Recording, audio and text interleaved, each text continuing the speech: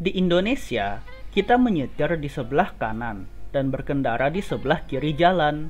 Bagi kita, hal ini merupakan sebuah hal yang lumrah dan jarang kita pikirkan. Tetapi, jika kita pergi ke luar negeri, seperti Amerika Serikat misalnya, kita akan menemukan bahwa di sana mereka berkendara di sebelah kanan jalan. Kalau kita ke Arab Saudi untuk umroh atau haji, kita juga akan menemukan bahwa mereka berkendara di sebelah kanan jalan pula. Kenyataannya, mayoritas negara-negara di dunia berkendara di sebelah kanan jalan, dan Indonesia merupakan bagian dari kelompok minoritas negara yang berkendara di sebelah kiri jalan.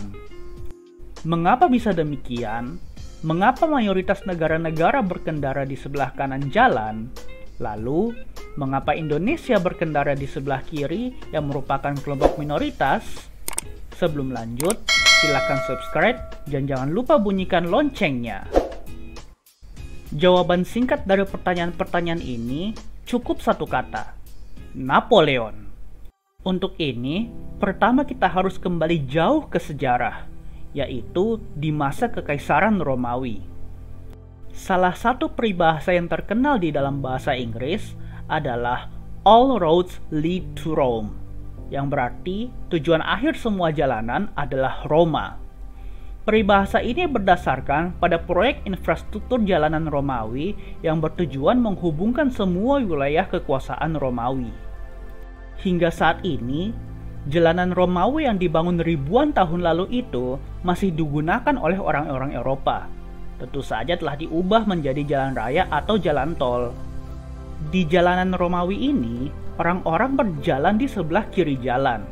Dan sebenarnya, memang secara tradisional, kita semua lumrahnya berjalan di sebelah kiri jalan. Mengapa di sebelah kiri?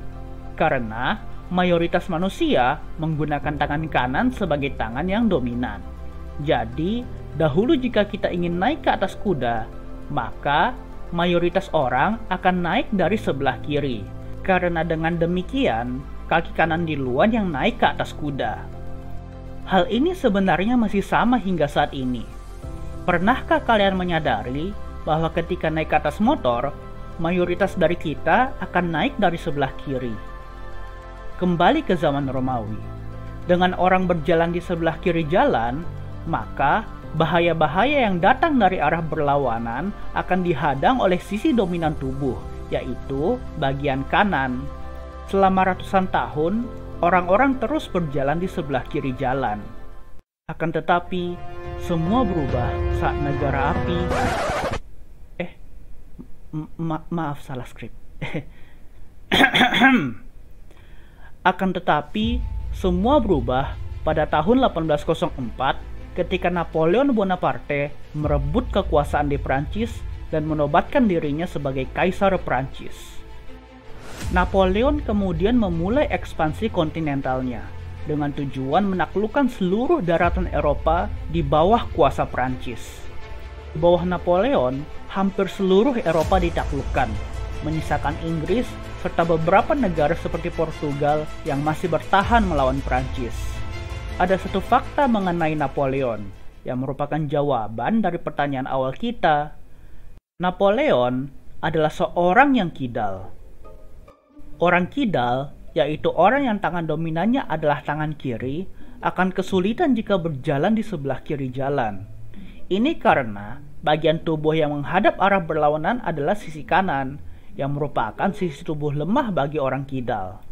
Karena Napoleon seorang kidal, agar dia dapat merasa lebih mudah dan nyaman di jalanan, ia memerintahkan seluruh wilayah kekuasaannya, yang merupakan hampir seluruh daratan Eropa, untuk berpindah jalur dan mulai berjalan di sebelah kanan jalan. Pada akhirnya, Napoleon dikalahkan oleh koalisi negara-negara Eropa di bawah pimpinan Inggris pada tahun 1815, dan negara-negara yang ditaklukkan Prancis mendapatkan kembali kedaulatannya. Akan tetapi, aturan untuk berjalan di sebelah kanan jalan tetap dilakukan. Mengapa demikian?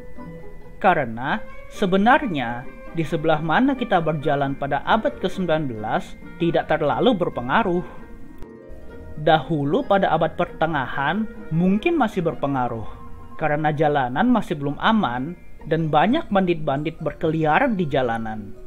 Oleh karena itu, orang-orang selalu sedia pedang, dan karena mayoritas orang bertangan kanan, maka mereka memegang pedangnya di tangan kanan yang langsung menghadap arah berlawanan jalan, alias menghadap bahaya.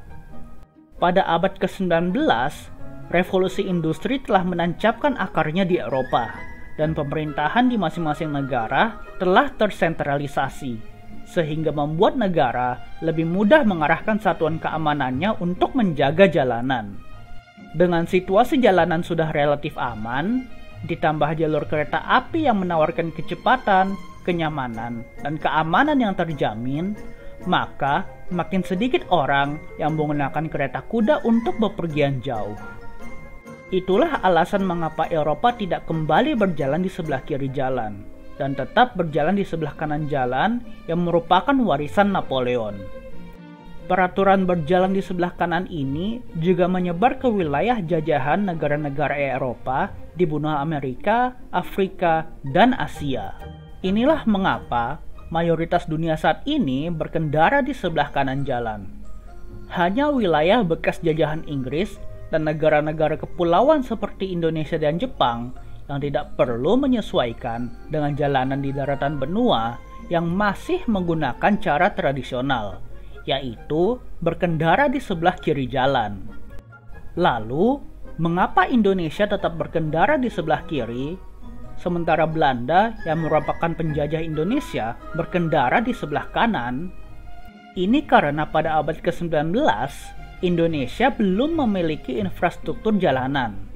Satu-satunya jalanan yang dibangun adalah Jalan Pos Anyer Panarukan yang dibangun pada masa Dendels tahun 1807. Sebagian besar masyarakat Indonesia saat itu menggunakan moda transportasi air untuk bepergian, seperti kapal untuk antar pulau dan menggunakan perahu untuk menyusuri sungai-sungai. Kota-kota besar di Indonesia semuanya terhubung oleh sungai, karena memang dahulu sungai seperti halnya jalan raya atau jalan tol. Inilah mengapa Indonesia tidak terpengaruh dengan aturan berkendara di sebelah kanan jalan, dan hingga sekarang tetap berkendara di sebelah kiri jalan. Bagaimana pendapat kalian? Apakah kalian kurang nyaman saat bepergian ke luar negeri yang berjalan di sebelah kanan? Silahkan berikan komentar Anda, dan jangan lupa subscribe serta membunyikan lonceng untuk tetap update dengan video-video menarik dan informatif lainnya. Terima kasih telah menonton video ini sampai akhir. Jangan lupa subscribe untuk mendapatkan video-video menarik lainnya.